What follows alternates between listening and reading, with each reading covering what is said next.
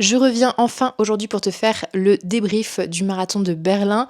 Quand j'enregistre, ça fait déjà un mois que c'est passé. C'est passé extrêmement vite ces dernières semaines. Il y a plein de choses qui se sont passées à la fois au niveau pro, mais au niveau perso aussi. Ça a été des semaines très très intenses.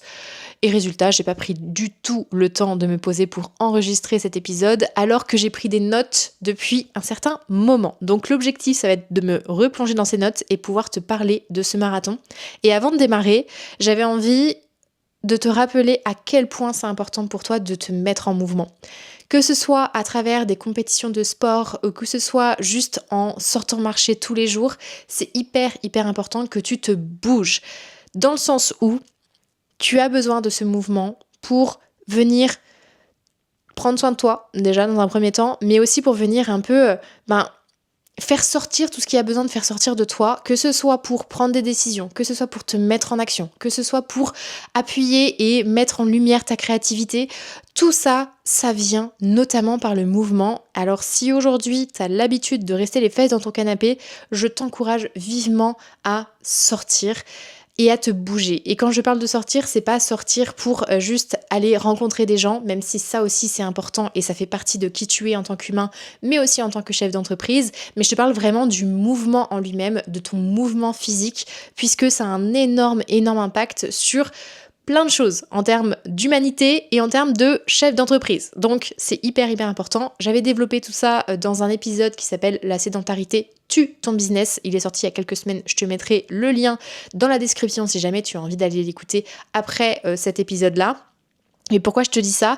Parce que ce marathon de Berlin, il a encore été hyper révélateur pour moi sur le plan humain, mais aussi sur le plan business. Donc j'avais envie de te faire ce petit rappel en tant qu'introduction pour que tu puisses garder à l'esprit à quel point c'est important de te mettre en mouvement. Bref, maintenant que ça c'est dit, ce que je te propose c'est de te remettre un petit peu de contexte sur ce marathon de Berlin. Donc il a eu lieu il y a un mois, le 21 septembre 2025. C'est l'un des 7 marathons les plus prestigieux du monde. Il est hyper recherché puisqu'il fait partie des 7 World Marathons Majors qui sont les 7 plus gros marathons, les plus reconnus dans le monde entier. Et comment est-ce que j'ai eu ma place dans ce marathon ? Eh bien, j'ai été tout simplement tirée au sort l'année passée.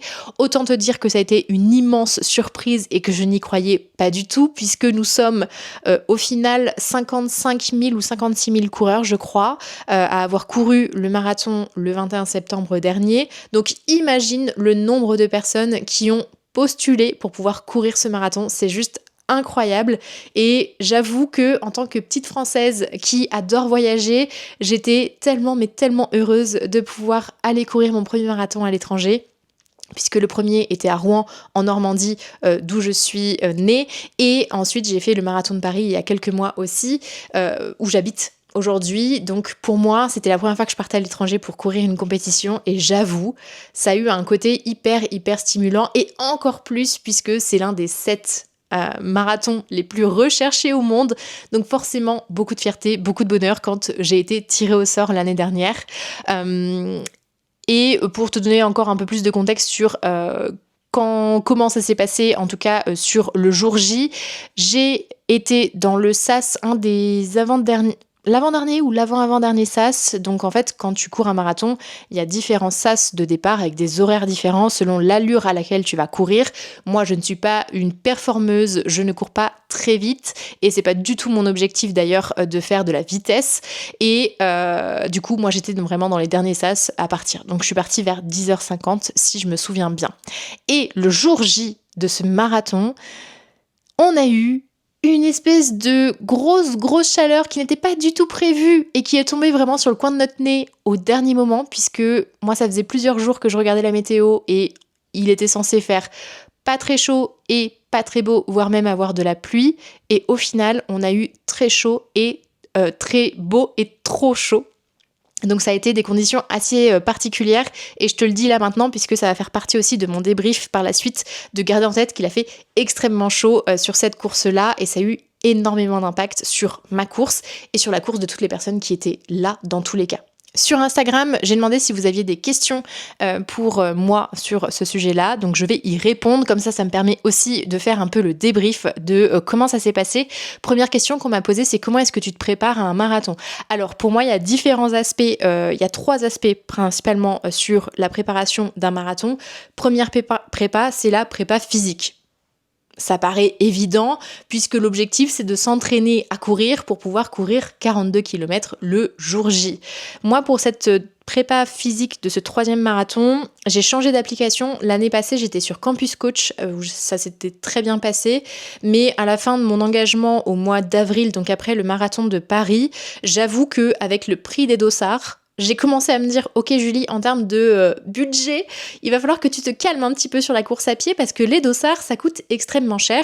Et notamment le marathon de Berlin, je sais plus combien je l'ai payé, mais j'ai dû payer peut-être mon entrée 250 €, quelque chose comme ça. Donc c'est le prix du dossard avec la médaille, avec un t-shirt. Et à côté de ça, il y a tout le voyage à payer. Donc moi j'ai pris l'avion, j'ai pris un Airbnb sur place, il y a la bouffe aussi sur place. Donc ça fait quand même un gros package, on va pas se mentir.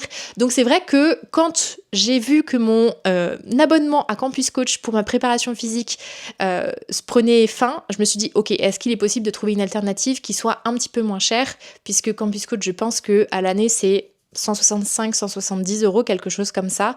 Donc ça valait la peine puisque ça m'a vraiment permis de comprendre comment est-ce qu'on pouvait mettre en place un entraînement physique sur une course aussi longue, parce que c'est vraiment pas à prendre à la légère. Mais c'est vrai que si je pouvais trouver une alternative qui était un peu moins chère, j'allais pas cracher dessus.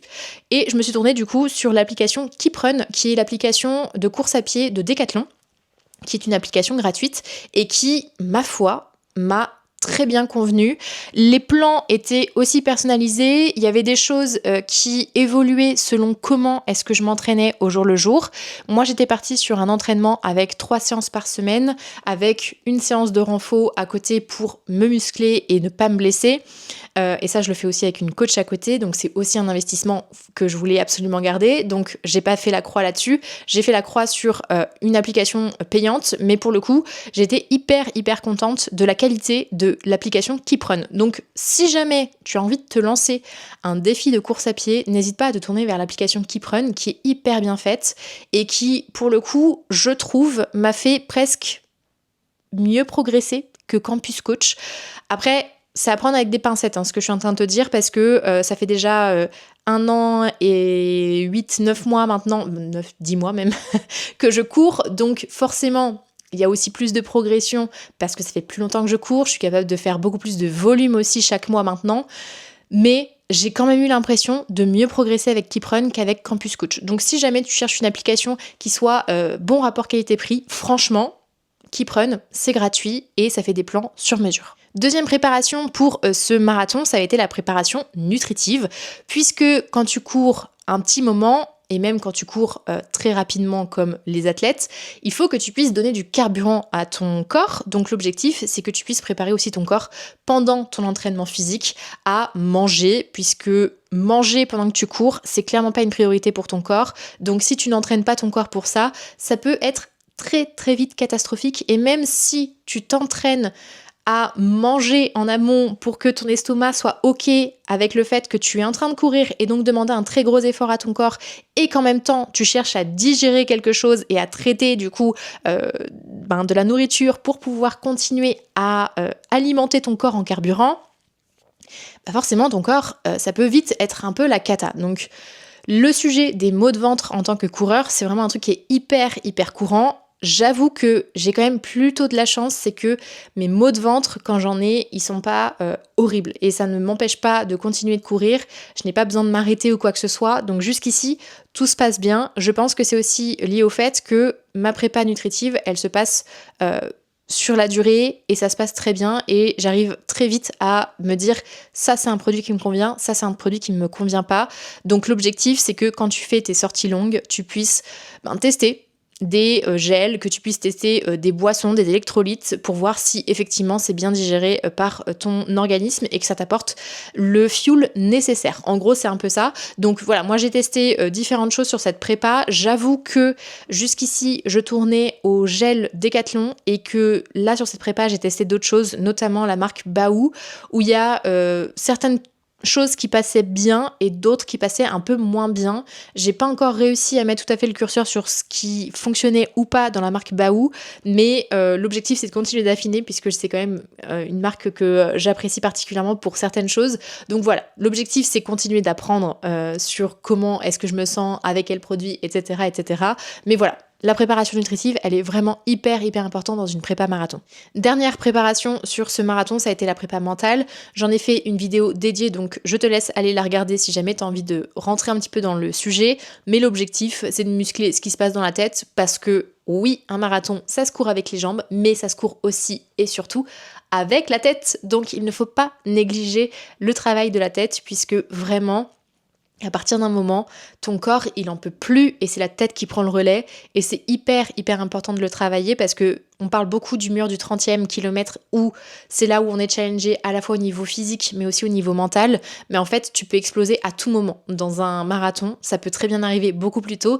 Et d'ailleurs, moi, c'est ce qui s'est passé sur ce marathon et je t'en parle juste après. Et justement, magnifique transition. Comment est-ce que je me suis sentie sur ce marathon? Ça a été vraiment en différentes étapes. Sur la ligne de départ, c'était vraiment du bonheur en barre. J'étais la plus heureuse. J'étais en train de me dire comment est-ce que c'est possible qu'il y ait 1 an et demi, tu sois pas capable de courir 5 km et que là tu sois sur la ligne de départ de ton 3e marathon à Berlin, sur un des marathons les plus prestigieux du monde. Mais qu'est-ce qui se passe en fait? C'est quoi ta vie, Julie? Avec la porte de Brandebourg derrière moi, la colonne, je sais plus son nom, mais il y avait la colonne, l'autre en face de la porte de Brandebourg, juste en face de moi. On était des milliers de coureurs hyper excités. Il y a la musique qui résonne très fort dans les oreilles. De l'excitation, vraiment de l'excitation. Il y avait une ambiance de dingue, il y avait un monde de fou. Ça faisait déjà 2 jours que nous on était sur Berlin et donc on avait déjà cette ambiance et cette excitation qui montait. Ça faisait vraiment 2 jours que je vivais que pour le marathon et où je m'étais en train de me dire mais ça y est, c'est la consécration, c'est la célébration de tous ces mois d'entraînement, de ce voyage que tu as fait jusqu'ici. C'était vraiment une excitation pure et dure et très joyeuse. Et au terme d'organisation, c'était hyper bien organisé. J'ai presque pas fait la queue. C'était hyper fluide. Les gens étaient hyper sympas entre eux. Enfin bref, une vraie bonne ambiance. Et vraiment que du plaisir sur cette ligne de départ. Après, sur les 15 premiers kilomètres, ça a été hyper bien. J'avais la bonne allure par rapport à l'objectif que je voulais atteindre. Je me sentais bien. J'ai vu mon copain au kilomètre 7. J'avais un grand sourire sur les lèvres. J'étais vraiment en mode waouh, ce que tu es en train de faire, c'est incroyable. Donc l'ambiance de la ligne de départ m'a suivi vraiment sur les 15 premiers kilomètres. Il y avait une très bonne ambiance, il y avait vraiment du monde sur les côtés, de la musique, il y avait vraiment des gens avec plein de pancartes qui étaient hyper chouettes. Bref, franchement, l'ambiance était vraiment trop cool. Et à partir du 15e kilomètre, là, ça a commencé à décliner. Pourquoi ça a commencé à décliner? Parce que tu te souviens au début de l'épisode, je t'ai dit qu'il y avait 28-29 degrés sur le parcours. Autant te dire que courir sous 28-29 degrés, c'est pas du tout la même chose que quand tu cours avec 18 degrés. Et on attendait tous cette température beaucoup plus acceptable. 18-19 degrés grand max, c'était vraiment ce qui était prévu. Donc quand la chaleur a commencé à vraiment taper, sachant que nous, dans mon sas, on partait à 10h50. Donc le soleil, il a le temps d'être bien haut et de commencer à bien taper sur ta tête. Donc depuis 15 km, le soleil qui chauffe, on est sur des grandes avenues à Berlin, il n'y a pas forcément de l'ombre sur toutes les rues que tu prends. Donc une cata. J'ai commencé à sentir que vraiment la chaleur, ça a commencé à me tomber dessus, j'essayais de m'hydrater au maximum, mais je sentais que voilà, dans mes muscles, ça devenait déjà compliqué alors que ça faisait que 15 km. Et je voyais autour de moi que tout le monde était dans les mêmes conditions, parce qu'il y a beaucoup de personnes qui s'arrêtaient sur le côté pour étirer les crampes, pour boire davantage au ravito, etc., etc. J'ai fait en sorte de bien boire dans ma gourde, de remplir ma gourde à chaque ravito, de boire un verre à chaque ravito de me mettre aussi un verre sur la tête. Bref, j'étais vraiment en mode Julie, t'es en train de te cramer, mais vraiment la machine elle est en train de surchauffer, il faut absolument que tu prennes soin de toi parce qu'autrement tu vas exploser en vol. Et là il y a un truc qui s'est passé, c'est que entre le 15 et le 21 km, là, vraiment, j'étais dans le dur. J'étais dans le dur et c'est pour ça que je te disais tout à l'heure que tu peux exploser à n'importe quel moment dans un marathon. J'étais dans le dur parce que je voyais que l'objectif que j'avais en tête, j'allais pas pouvoir l'atteindre. Parce que je sentais que j'avais besoin de ralentir déjà. Je sentais que la chaleur, elle allait pas me laisser tout de suite et que dans tous les cas, mon marathon, j'allais devoir le courir sous 28 degrés du début à la fin. Il n'était pas prévu qu'il fasse plus froid à un moment. On a eu un petit peu de pluie un petit peu plus tard sur le parcours. Ça a duré 5 minutes. C'était 3 gouttes qui permettaient de même pas rafraîchir. On a eu un effet orageux plutôt qui est tombé sur nous. Donc beaucoup d'humidité. Bref, il n'y avait rien qui allait au niveau des conditions météorologiques. Et donc, entre le 15 et le 21e kilomètre, ça a été dans ma tête le cataclysme. Parce que j'avais envie d'exploser mon record, mon temps. Je voulais absolument faire un temps sur ce marathon-là. Et je me suis rendu compte pendant entre le 15 et le 21 que en fait, je serais pas capable de le faire. Et ça a été hyper difficile pour moi parce que le marathon de Berlin est connu comme étant un des marathons les plus plats au monde. C'est là où il y a les gros records qui sont faits à chaque fois. Donc forcément, tu te dis merde, en fait, c'est le marathon le plus facile que je vais faire peut-être de ma vie et je suis pas capable de faire un meilleur temps que ce que j'avais prévu. Donc ça a été un gros travail mindset pour le coup, où j'ai beaucoup lutté contre moi-même pendant un petit moment et où j'avais du mal à accepter que j'arriverais pas à faire mon objectif. Et en fait, quand j'ai vu mon copain au 21e kilomètre, si je me souviens bien, je me suis mise à pleurer. Pas des grosses larmes, mais vraiment genre des larmes de défaite. J'ai eu 2-3 larmes qui sont sorties. Et dans ma tête, j'étais en mode, je suis déçue. Je suis vraiment déçue de pas réussir à faire cet objectif. Et je savais que c'était pas rattrapable. Dans tous les cas, je savais que c'était pas rattrapable parce que j'avais trop chaud et parce que mon corps ne voulait plus avancer à la même vitesse, tout simplement parce que pas assez d'hydratation. Même si je buvais à chaque fois, le corps, il peut pas s'hydrater comme ça en buvant des litres et des litres d'eau. Il y a tout un système qui se met en place, et c'est pour ça qu'on boit des électrolytes d'ailleurs. Mais là, il y avait dans tous les cas pas assez d'eau pour que mon corps reprenne une fonctionnalité au top pour pouvoir rattraper le retard. Donc, je vois mon copain, je lâche ces quelques larmes, il me laisse sur le bas-côté, et là, dans ma tête, je me dis, ok, en fait, Julie, soit tu décides de subir tout ton marathon, sachant que tu es que à la moitié, et que du coup, tu vas être en galère sur les 21 prochains kilomètres, et tu vas garder un mauvais souvenir de ce marathon, soit tu décides de remettre les priorités au bon endroit. Et à ce moment-là, dans ma tête, ça a été, mais en fait, pourquoi t'es là ? Parce que j'ai envie de courir, ok. Pourquoi est-ce que t'as envie d'éclater ton record ? Parce que en fait, j'aimerais bien que les gens ils soient avec les étoiles dans les yeux en me regardant. Et là, en me répondant ça, c'était vraiment une conversation dans ma tête. En me répondant ça, je me dis, mais en fait, on s'en fout des autres. Pourquoi toi t'es là ? Parce que j'ai envie de profiter, parce que c'est incroyable d'être à Berlin pour courir ce marathon. Peut-être que ça n'arrivera qu'une fois parce que j'ai eu la chance d'être tirée au sort une fois, mais ça n'arrive pas 50 fois en fait dans une vie. Et en fait, à partir de ce moment-là, avec cette conversation que j'ai eue avec moi-même, je me suis dit, en fait Julie, t'es pas là pour la performance, t'es là pour prendre du plaisir.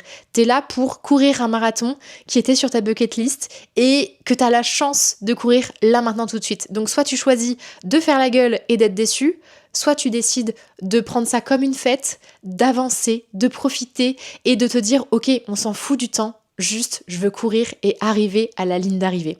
Et à partir de ce moment-là, où je me suis dit en fait la performance que toi tu recherches, c'est pas un meilleur temps, mais c'est du plaisir.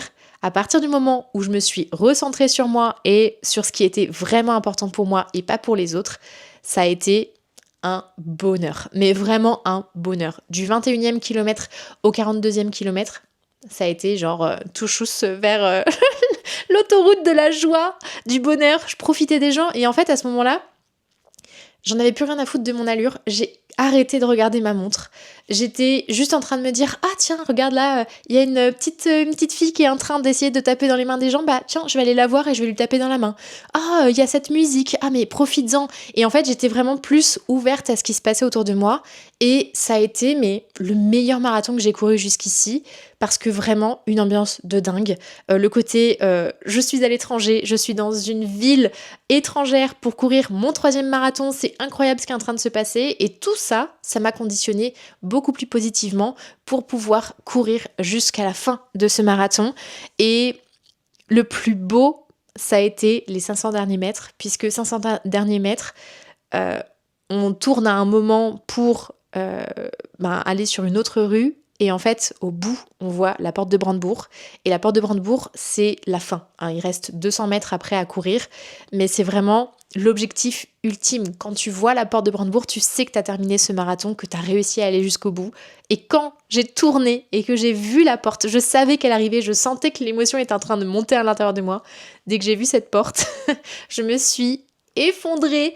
J'ai pleuré comme je n'ai jamais pleuré sur une compétition. Ça a été vraiment des larmes de bonheur, des larmes de punaise, tu l'as fait, t'as souffert mais tu l'as fait, t'as été plus forte que la chaleur, t'as été plus forte que les petites voix dans ta tête qui te disaient que t'étais nulle parce que t'arrivais pas à faire ton objectif et juste tu l'as couru, t'es triple marathonienne et c'est juste incroyable d'avoir terminé le marathon de Berlin. Donc vraiment je me suis mise à pleurer et ce qui était le plus mignon dans tout ça, en plus c'est les 500 derniers mètres, il y a une foule de fous furieux, tout le monde est en train de hurler, tout le monde est en train d'acclamer, c'est vraiment une sensation qui est tellement, tellement incroyable et que on ne retrouve vraiment que sur les lignes d'arrivée de marathon, je trouve, en tout cas de grosses courses comme ça. Et en fait, je voyais des gens qui étaient en train de m'acclamer encore plus parce qu'ils voyaient que j'étais en train de pleurer à chaudes larmes, mais c'était tellement une sensation incroyable et indescriptible que vraiment ces 500 mètres là, je pense que c'est les 500 mètres qui resteront gravés à l'intérieur de moi le plus longtemps possible parce que ça a été un bonheur absolu. Et en même temps, mon corps, il a commencé vraiment à lâcher puisqu'à ce moment-là, j'ai senti plein de crampes se mettre en place dans mes jambes et ça a été automatique. J'ai vu la porte, mon corps, il a fait « Ok, les gars, on arrive ».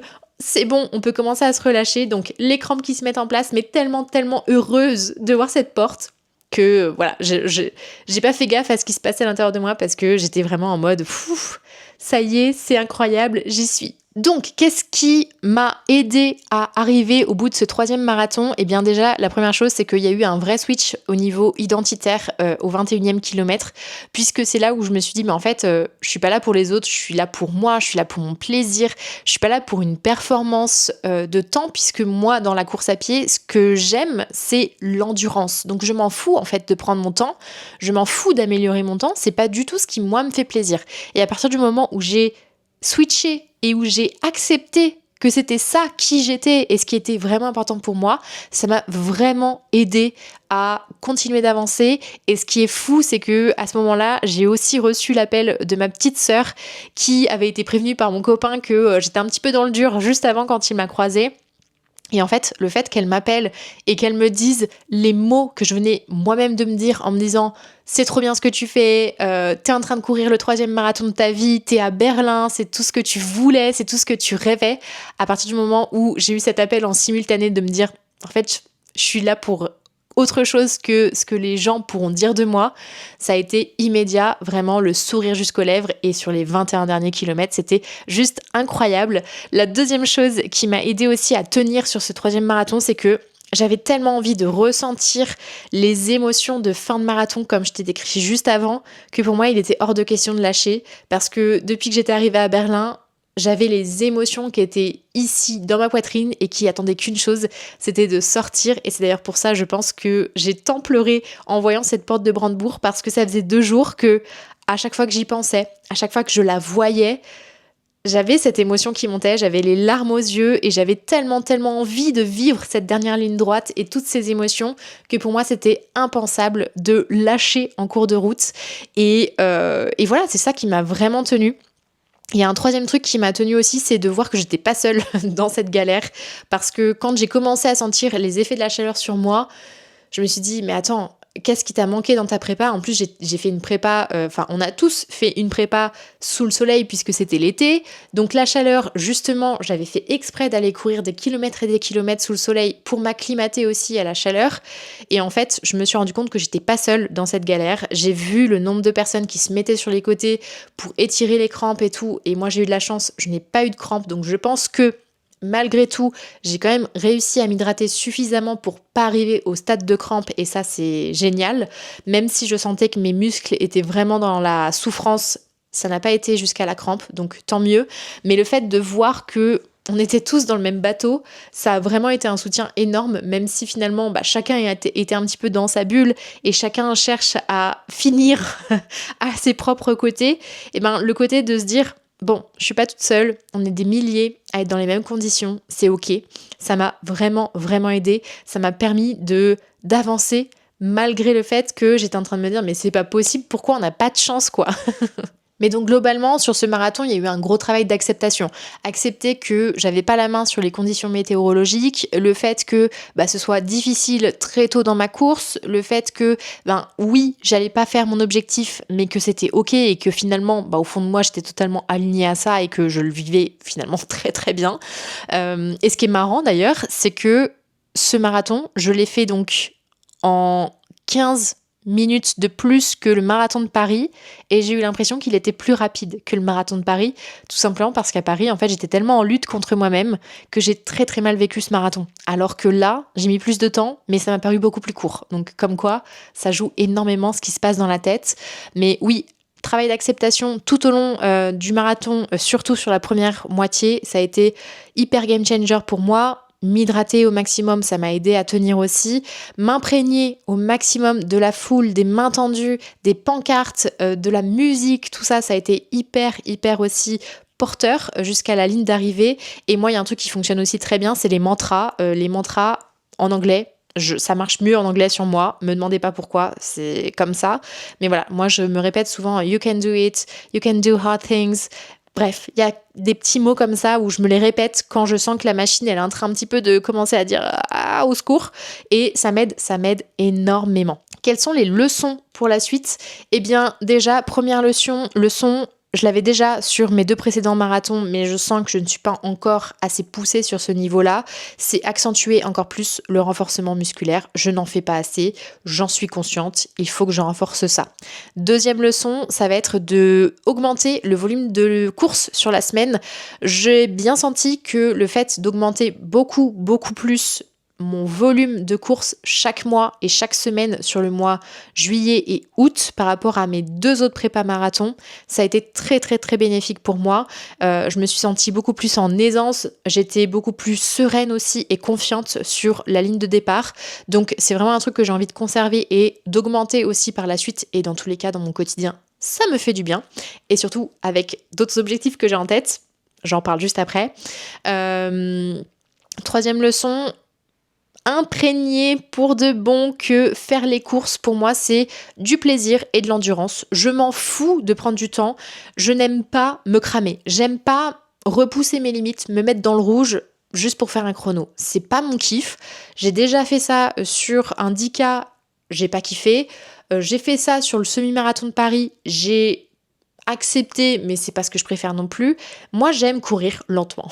Voilà, il faut que j'accepte que j'aime pas forcément faire de la vitesse et que c'est ok et que même si aujourd'hui je suis quand même un peu plus rapide que ce que j'étais au début, tant pis. En fait, j'ai pas envie d'en faire un objectif d'améliorer ma vitesse. Je sais qu'avec le temps, ça va s'améliorer de manière normale, on va dire, parce que je travaille dans tous les cas, mon cardio, etc. et que la vitesse va suivre, mais ce n'est pas pour moi un objectif principal et c'est ok de l'accepter et de vouloir courir à son rythme et plutôt lentement par rapport à d'autres personnes. And it's okay.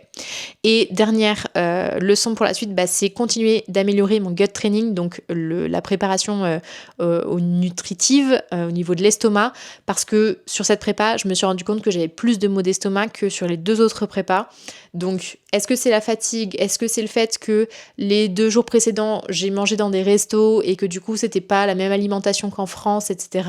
C'est possible que ce soit le cas, mais voilà. Dans tous les cas, entraîner son estomac, c'est toujours une bonne chose pour les compétitions sportives. Et dernière question, comment est-ce que je me suis sentie après la course?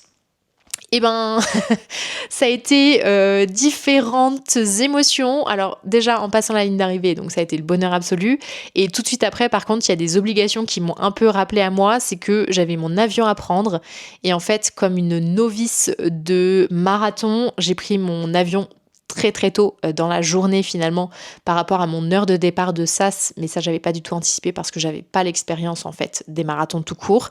Donc en fait, à la fin du marathon, il y a eu un deuxième marathon qui s'est mis en place, à savoir arriver à l'heure à l'aéroport pour pouvoir prendre mon avion en temps et en heure. Ça s'est bien passé, mais il fallait pas que je termine mon marathon 10 minutes plus tard parce que clairement, j'aurais été dans la mouise totale. Donc voilà, ça a été difficile d'aller choper mon avion et après dans l'avion, c'était horrible puisque j'avais mal à la tête, j'étais clairement déshydratée, je n'avais pas pu manger quoi que ce soit, mais en même temps j'avais la nausée. Donc j'ai passé vraiment un vol-retour horrible parce que j'étais pas bien. Vraiment, j'étais pas bien. Ma seule satisfaction, c'était que j'avais ma médaille autour du cou et que j'étais entourée de coureurs qui avaient couru le marathon aussi ou de supporters. Donc ça, c'était hyper chouette en termes de, voilà, de se dire, voilà, j'appartiens à cette communauté. Mais en dehors de ça, ça a été un calvaire. Ça a été un gros calvaire. Donc très très long. Très très long ce retour, j'ai pas du tout kiffé et dans ma tête c'était j'arrête, j'arrête de me faire du mal comme ça, même si c'était la première fois que je vivais aussi mal une fin de compétition, mais là je pense que c'est juste la chaleur qui a fait que j'étais déshydratée, qui m'a provoqué une migraine et qui du coup avec la douleur m'a provoqué des nausées. Ça a été en cascade, mais clairement j'avais qu'une envie, c'était d'arriver chez moi parce que je n'en pouvais plus, sachant que quand tu cours un marathon, tu te lèves très tôt le matin pour pouvoir commencer à manger et avoir le temps de digérer avant de te lancer sur ta course. Donc autant te dire que j'étais au bout du rouleau, j'avais plus du tout d'énergie. Bref, c'était très très long. Deuxième sentiment, c'était une fierté, forcément, une fierté immense, un sentiment d'accomplissement. C'était mon 3e marathon, voilà. Et c'était fou de me dire qu'en fait, de base, j'avais juste envie de cocher une case sur ma bucket list, de me dire, voilà, je serai marathonienne un jour. Et en fait, de me rendre compte que 1 an après avoir couru mon premier marathon, je courais le 3e. Et ça a été une grosse fierté, en fait, de me dire, c'était pas juste un rêve, c'était une partie de toi qui avait envie d'émerger, qui avait envie de se challenger, qui avait envie de se mettre sur le devant de la scène. Et cette identité que j'adopte depuis 1 an, presque 2 ans maintenant, on va dire, sur la course à pied, c'est vraiment un truc qui me plaît et qui me convient et qui faisait déjà partie de moi et je suis très très très heureuse et très fière de voir que ça y est, ça a pris sa place et que je suis piquée quoi, je suis piquée, ça me plaît trop, c'est compétition sportive. Donc voilà, très très très très très heureuse, voilà, je pouvais pas mettre plus de traits que ça. Très heureuse de tout ça. Il y a quand même cette question effectivement de est-ce que j'ai vraiment envie de continuer à courir des marathons qui m'a trotté dans la tête, mais beaucoup quand j'étais dans l'avion retour, donc je pense qu'il y avait le côté épuisement qui jouait beaucoup, mais il est vrai que je me suis vraiment posé la question de est-ce que j'ai envie de continuer de courir des marathons. J'ai d'autres projets au niveau sportif. La réponse est oui, j'ai toujours envie de courir des marathons puisque je me suis déjà inscrit de nouveau à la loterie pour Berlin l'année prochaine. J'ai bien l'intention de courir un jour le marathon de New York aussi parce que voilà, il me fait rêver, c'est dans ma ville de cœur, donc voilà, j'ai envie de le courir un jour aussi. Donc je vais aussi m'inscrire à la loterie du marathon de New York, forcément. Donc j'ai eu un petit moment de faiblesse, mais je l'ai quand même pris au sérieux parce que je me suis dit, est-ce que maintenant t'en as marre, t'as envie de faire d'autres choses, mais est-ce que ça fait toujours partie de toi, cette envie de faire des marathons ? Mais oui, j'ai bien envie de faire ça. J'en ai déjà quelques-uns en tête pour l'année prochaine dans tous les cas. Donc oui, je vais continuer de courir des marathons, mais c'est quelque chose qui m'a traversé. Énormément de nostalgie aussi suite à ce marathon, puisque c'est passé très très vite. Mais c'est comme pour tout en fait. Quand tu attends et tu prépares quelque chose pendant des mois, le jour J, ça passe en un éclair. Et c'est vrai que j'ai été très très vite nostalgique, mais comme après chaque grosse course, parce que après mon premier marathon à Rouen, j'ai eu un sentiment de vide après le marathon, après Paris, même si j'ai passé un mauvais moment, pareil, t'as un sentiment de vide derrière, même si finalement j'ai enchaîné d'autres trucs. Voilà, il y a toujours un peu de nostalgie qui se met en place après une compétition et c'est normal, j'en ai déjà discuté avec d'autres sportifs et tout le monde a un peu ce côté, en fait, pendant des mois, tu fais tourner ta vie autour d'une préparation d'un événement en particulier, et puis un peu du jour au lendemain, déjà ça passe très vite, et en plus tu n'as plus cet objectif-là en tête, donc il y a un peu quand même un travail de deuil à faire là-dessus. Oui, encore une fois, je l'ai ressenti, même si ça a été un peu atténué parce que le week-end suivant, j'ai fait un 10 km avec ma petite sœur à Rouen, et le week-end suivant, j'ai fait un 14 km en trail à Paris, donc je me suis occupée pour que cette nostalgie passe finalement le plus vite possible. Et pour clôturer cet épisode, j'ai envie de te parler d'un peu la suite des événements au niveau sportif. Je vais me tester sur les prochaines semaines sur le trail, puisque j'ai un trail de 27 km qui s'en vient début novembre, donc c'est demain, hein. En soi c'est demain. J'ai pas une prépa physique qui est hyper poussée sur ce trail là, parce que finalement il est quand même assez proche de mon marathon, donc je n'ai pas pu faire autant d'entraînement que ce que j'aurais aimé, mais c'est pas grave puisque ce trail-là, déjà, j'ai tous les bénéfices du marathon de Berlin qui reste en termes d'endurance. J'ai prévu de faire pas mal de dénivelé sur les 2-3 prochaines semaines avant le trail en question. Donc ça devrait bien se passer. La distance ne me fait pas peur puisque je la connais déjà. 27 km, c'est quelque chose que j'ai déjà fait plusieurs fois. Donc c'est pas un sujet, je pense que ça va bien se passer, et l'objectif surtout de ce trail, c'est justement de tester le trail et de voir si c'est quelque chose qui me plaît. Donc j'ai d'autres trails pour 2026 en tête, avec des distances plus longues que celui du marathon, et l'objectif c'est de voir si effectivement c'est une discipline qui me plaît et qui me permettrait d'allonger les distances, parce que le marathon est une course sur route et il y en a beaucoup. Par contre, des courses sur route avec plus de kilomètres, il y en a quand même beaucoup moins, voire pas du tout, ou alors on allonge les distances vers du 48-50 km max de ce que j'ai vu. Après, si j'en connais pas et que vous en avez en tête, n'hésitez pas à me mettre un petit message pour que je puisse me renseigner là-dessus. Mais voilà, l'objectif c'est pour 2026 de potentiellement aller chercher des distances plus longues, et si je veux faire des distances plus longues, ce sera du trail sans doute. Donc voilà, l'objectif c'est de tester ça sur la fin de 2025. Il y a le semi-marathon de Paris sur lequel je suis déjà inscrite en mars 2026. C'est une course que j'avais vraiment bien kiffé cette année, j'avais pris pas mal de plaisir, l'ambiance était très chouette, j'avais pris beaucoup plus de plaisir que pour le marathon pour le coup, donc je me suis réinscrite automatiquement dessus puisque voilà, c'est dans ma ville et c'est toujours trop chouette de courir chez soi. Il y a un triathlon M aussi qui s'en vient pour 2026, donc c'est quelque chose que je voulais faire sur cette année, mais finalement ça n'a pas pu se faire, c'est pas grave, chaque chose en son temps, mais l'année prochaine, du coup, triathlon, je me suis engagée avec une autre personne, comme ça j'étais sûre de pas repousser le truc, mais voilà, j'ai très très hâte aussi de me mettre davantage à la natation et de me mettre tout court au vélo, puisque je ne sais pas faire du vélo. Enfin, je sais pédaler, je sais être sur un Vélib dans les rues de Paris, mais à côté de ça, le vélo, c'est pas du tout ma zone de confort, c'est même quelque chose que je ne connais pas du tout. Donc, on va se mettre un petit peu à ces deux disciplines, et j'ai très très hâte puisque j'aime nager. Le vélo, ça me fait un peu flipper, mais j'ai envie de me tester dessus. Et la course à pied, bon, c'est quelque chose que j'aime déjà. Donc j'ai envie de le combiner sur autre chose, sachant que j'ai en tête potentiellement de faire un Ironman un jour. Et quand je dis un jour, ce serait pas dans si longtemps que ça. Donc voilà, on essaye un petit peu au fur et à mesure de tester et d'intégrer des nouvelles choses. Et puis pour 2026, j'aimerais bien faire 1 ou 2 autres marathons selon comment ça se goupille avec triathlon et trail. J'ai en tête du coup Berlin potentiellement si je suis de nouveau tirée au sort. C'est très chouette, c'est pas très loin de Paris. On peut y aller en train, en avion assez rapidement.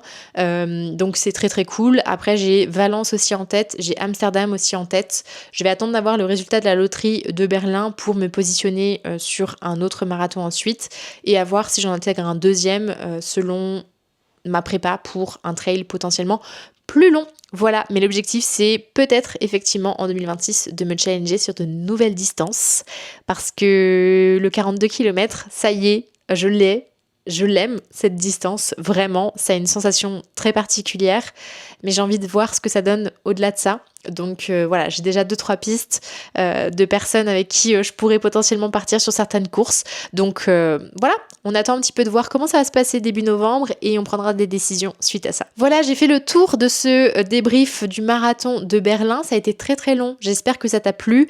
J'espère que ça a pu t'apporter aussi des choses. Je sais pas si c'est intéressant pour toi que tu sois coureur ou pas. En tout cas, j'essaye de te partager au maximum mes conditions, mes retours, mes sensations pour que tu puisses aussi te projeter sur à quoi ça peut ressembler finalement un marathon. En termes d'orga, etc., le marathon de Berlin, j'ai été hyper contente. Tout est allé de manière très naturelle, c'était très fluide, il n'y a pas eu de grosses merde, j'ai envie de dire, sauf sur le parcours où au niveau des ravitaux, on est encore avec des gobelets en plastique et c'était vraiment mais le bordel à chaque ravito. Il y avait beaucoup de gobelets par terre, donc l'objectif c'était d'essayer de pas marcher sur les gobelets pour pas se casser la gueule, clairement. C'est le seul truc que j'ai envie de pointer du doigt en termes d'organisation où j'ai pas trouvé ça très cool pour le coup, mais en dehors de ça, le parcours est chouette, il y a une bonne ambiance. Après, en termes de paysage, Berlin, c'est pas une ville qui est magnifique, donc les paysages vont avec ce qui existe déjà, on est bien d'accord là-dessus. Mais autrement, voilà, en termes d'ambiance et tout, c'était vraiment incroyable. Et oui, c'est quand même à faire une fois si on a la possibilité, parce que vraiment, c'est iconique en fait comme marathon. C'est là où il y a eu des très beaux records. Donc rien que de se dire qu'on court sur le même parcours que de très beaux records, moi je trouve ça magnifique. Cette année j'ai couru avec Harry Style quand même, donc quand même, j'adore. Puisqu'il y a beaucoup de personnes qui m'ont dit « Ah t'as couru avec Harry Style ?» Mais en fait vous vous rendez pas compte les gars, déjà lui il court beaucoup plus vite que moi, et puis ça change rien, mais c'est très marrant quand même de se dire qu'on est aux côtés de personnes qui sont iconiques, donc voilà c'est très chouette. En plus je suis pas méga fan de Harry Style, ou pas plus que ça quoi, c'est pas Michael Jackson quoi, mais voilà, bon, tout ça pour dire sur une dernière note un peu humoristique que voilà, j'ai couru avec Harry Style, mais à côté de ça, par contre, j'ai couru sur le même parcours que des immenses athlètes, et ça c'est trop cool, voilà. Si jamais tu as des questions, que tu as envie d'échanger avec moi sur le sujet, me faire un retour de ce que tu as pensé de cet épisode, eh bien tu peux m'écrire directement sur Instagram avec grand plaisir. Si jamais tu n'es pas encore abonné à la chaîne ou sur le podcast directement sur les plateformes de streaming, pense à t'abonner, c'est hyper important pour moi. Et pense aussi à mettre une note pour savoir si ça t'a plu et pour soutenir aussi tout simplement le podcast. J'espère en tout cas que toi tu vas bien. On se retrouve très vite dans un nouvel épisode et je te dis à bientôt. Ciao!